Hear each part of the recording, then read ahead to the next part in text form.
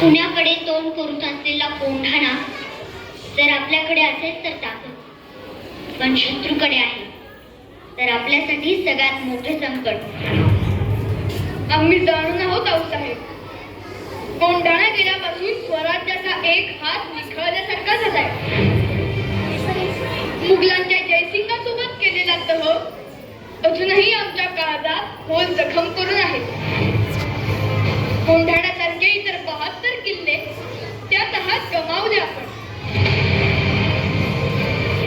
दिल्लीस तुम्हाला कैदेत ठेवण्याचा त्या औरंग्याचा विश्वासघाती मनसुबा विसरू नका. त्याच्या हातावर तुरी देऊन निसटलो आम्ही. तेव्हाच तह रद्दबातल करायचं मनाशी ठरवलं होतं. कोंढाणा स्वराज्यात परत आणावं लागेल शुभा. सह्याद्री धोक्यातून बाहेर काढावी लागेल. आम्ही तातडीने हालचाली. तुमच्याशिवाय कार्य पार पडणार आहे का? मुद्रा राज, मुद्रा साहेब. अरे तान्हा, ही मिठाई कसली? राज, रायबाचं लग्न जमलंय, त्याचं जावतण द्यायला आलो. वा वा वा वा. ऐका का आऊसाहेब, आमचा बालपणीचा सवंगडी वरबाप होणार. सह्याद्रीच्या धबधब्याला नाद वाटावी असा उत्साह ओसंडून वाहतोय. मग बरबाप कुठवर आली तयारी? जी, आता तुम्हाला आवतण दिलं की अर्धी तयारी झालीच म्हणून समजा.